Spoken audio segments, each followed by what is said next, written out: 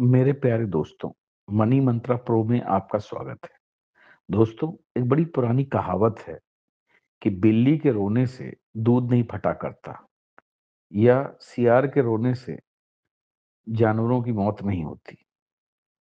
ये कहावत आज बिल्कुल सही तरीके से हमारे देश की सबसे पुरानी राजनीतिक पार्टी कांग्रेस के ऊपर फिट बैठ रही है। जी हाँ, अब आप सोचोगे मैंने ये बात क्यों कही? देखिए, कांग्रेस के जो युवराज हैं 52 वर्षीय माननीय श्री राहुल गांधी जी, वो अपनी हर बात में अंबानी और अडानी इन्हीं दो भारतीय उद्योगपतियों को टारगेट करते हैं। इन्हीं दो भारतीय उद्योगपति से उनकी पर्सनल कोई ना कोई खुंदक है।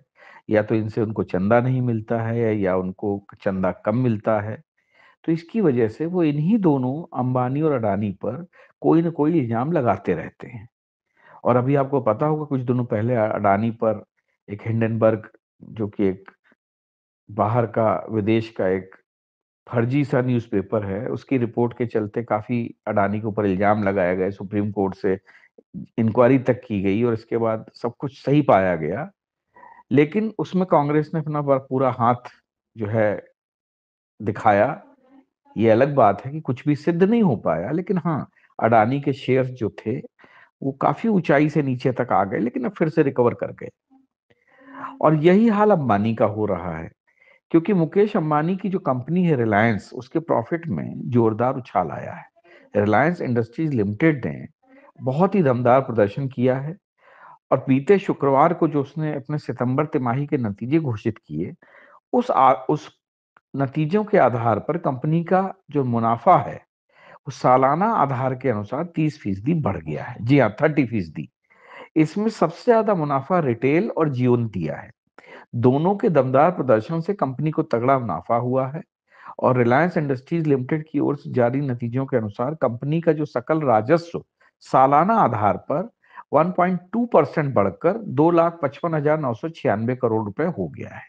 यानी कि कांग्रेस के इतने प्रोपोगंडा और झूठ फैलाने के बावजूद रिलायंस, यानी कि मुकेश अंबानी और अडानी, दोनों दमदार प्रदर्शन कर रहे हैं और दोनों देश की अर्थव्यवस्था में बढ़िया योगदान दे रहे हैं।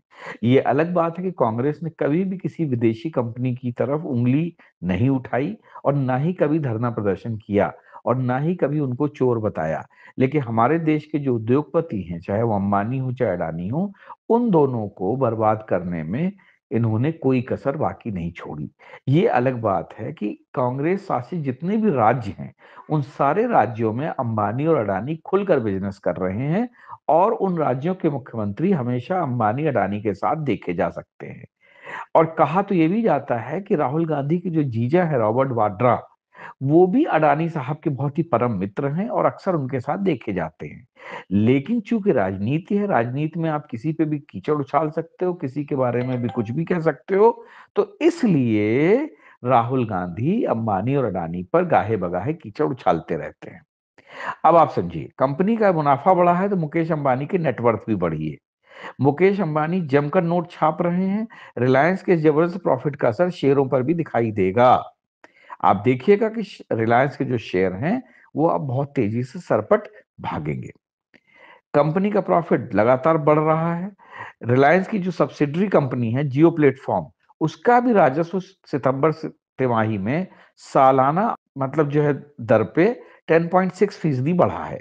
जियो ने 5G नेटवर्क का विस्तार, जियो भारत मोबिलिटी और एयर फाइबर जैसे सेक्टर में इंडस्ट्री की बड़ी बढ़त बनाते हुए बहुत अच्छा मुनाफा कमाया है। जियो ने 5,058 करोड़ का शुद्ध मुनाफा कमाया, जो बीते साल से 12% ज्यादा है। जियो के सब्सक्राइबर भी इस दौरान 7.5% बढ़ गए हैं और रिलायंस रिटेल वेंचर का जो राजस्व है, वो भी सितंबर तिमाही में सालाना आधार पर 18.8% बढ़ गया है, क्योंकि उपभोक्ता खपत में तेजी से उछाल आया है। जबकि विपक्षी दलों का ये कहना है कि भारत में गरीबी बढ़ी है, लेकिन इसके बावजूद जो आंकड़े बताते हैं कि उपभोक्ताओं की खपत बहुत तेजी से बढ़ी है और यही कारण है कि जितनी भी एफएमसीजी कंपनीज हैं और जितनी भी रिटेल मार्केटिंग की कंपनी है, उनके मुनाफों में बहुत ही तगड़ा उछाल आया है। फूड एंड ग्रोसरी बिजनेस जो है रिलायंस की, उसने 33% की तेजी हासिल की है। तो आप समझ सकते हो कि जो विपक्ष का जो रोना धोना मचता रहता है गरीबी के ऊपर, वो कितना सही है। क्योंकि अगर गरीबी होती तो ये कंपनियां इतना ज्यादा प्रॉफिट ना कमाती। कंपनी ने कुल 77,148 करोड़ का राजस्व जो है हासिल किया है। अब आप समझिए, मुकेश अंबानी की नेटवर्थ जो है वो भी खूब लगातार बढ़ रही है। जो ब्लूमबर्ग ब्लेनर इंडेक्स जो है, मुकेश अंबानी अभी भी दुनिया के अरबपतियों की लिस्ट में 11वें नंबर पर है।